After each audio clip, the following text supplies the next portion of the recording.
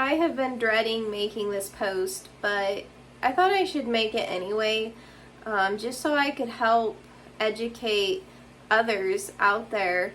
But king koi, my giant koi betta fish, who is like a one-of-a-kind fish, has died. And it is my fault.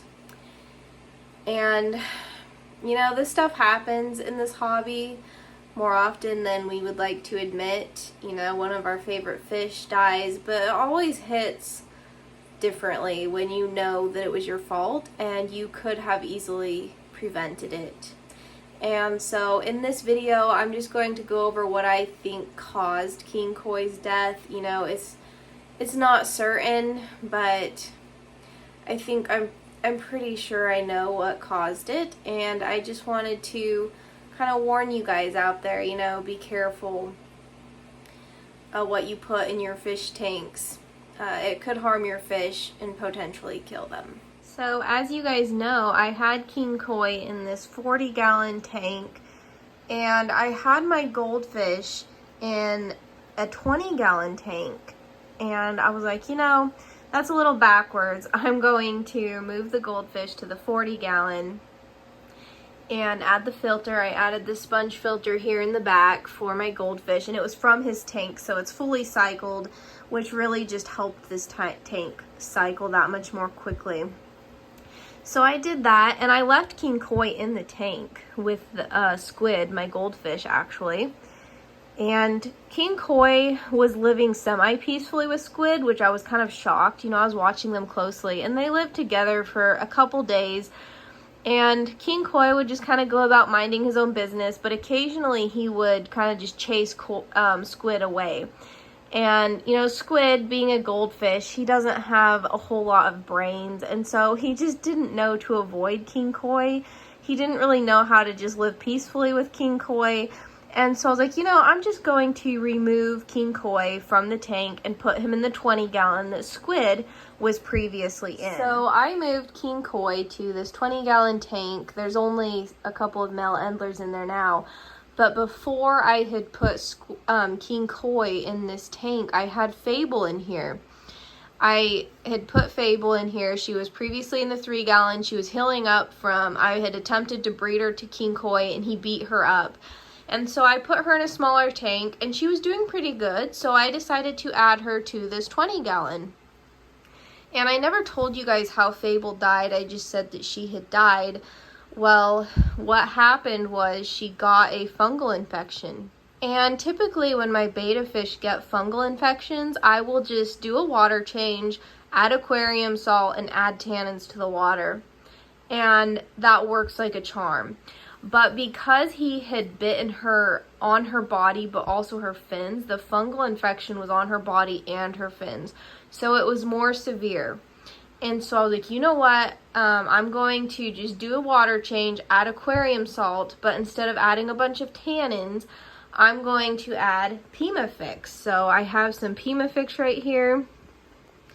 And so I added that to this 20-gallon tank. And I added a diluted version of it. I added half of the recommended dosage for it. And it didn't help with the infection at all. Like, it was literally 2 days later she was dead.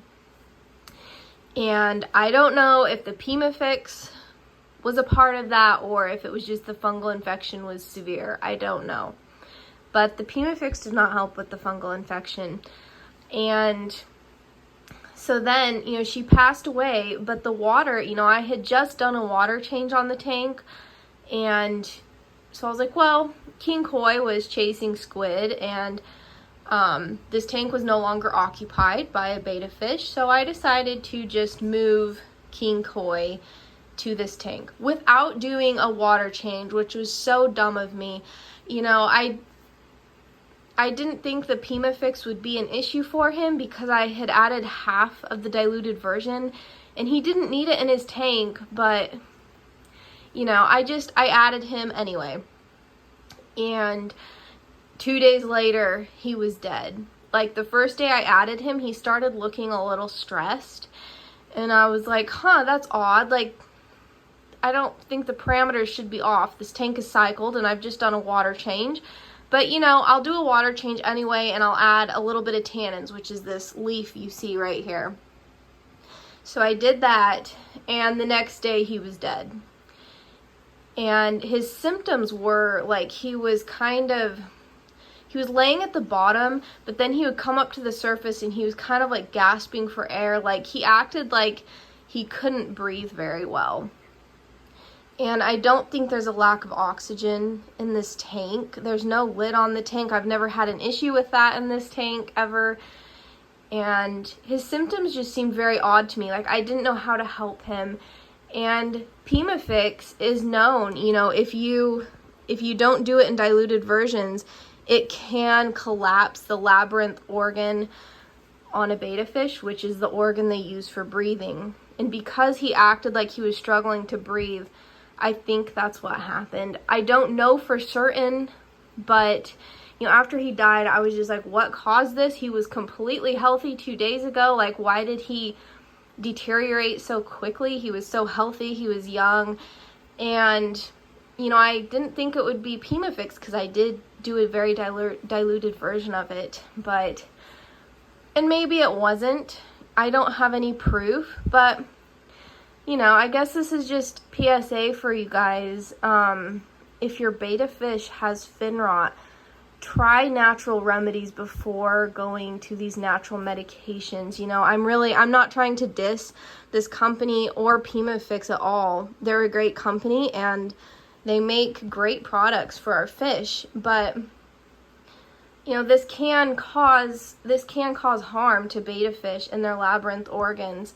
So it's just something we need to be aware of. I rarely ever use medication. I typically will just do like some aquarium salt and tannin. You know, thinking back on it, really what I should have done differently was when I removed Fable from King Koi's tank after the failed breeding attempt, I should have had a hospital tank already waiting for her.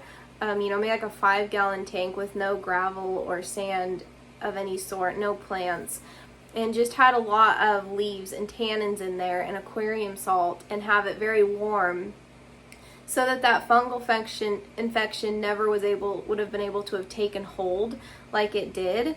But because I wasn't proactive like that, when it did take hold, I was reactive, and I had the medication on hand because I had bought it for my axolotl. She had gotten some fungal on her gills. It's all healed and gone now, but I figured out what was causing it. But it's gone. However, I had the medication on hand, and I knew I shouldn't be using it on a betta fish, but I did anyway. And I don't think that's what took Fable, because she never acted like she couldn't breathe or anything. It was just the fungal infection just took hold very quickly, and she just wasn't able to recover at all.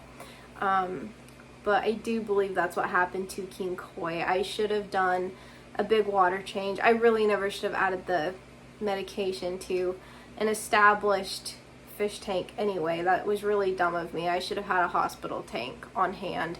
And I think I will just always have an empty 5.5-gallon tank on hand for emergencies.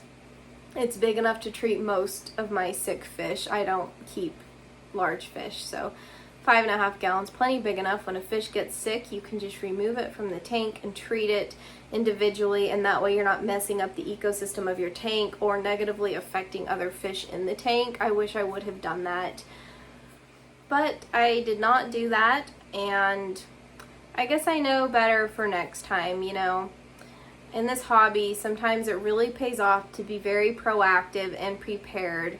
Even if it's a little overboard, it could be the difference between life and death. Fish can be sometimes fairly fragile, you know, depending on the fish.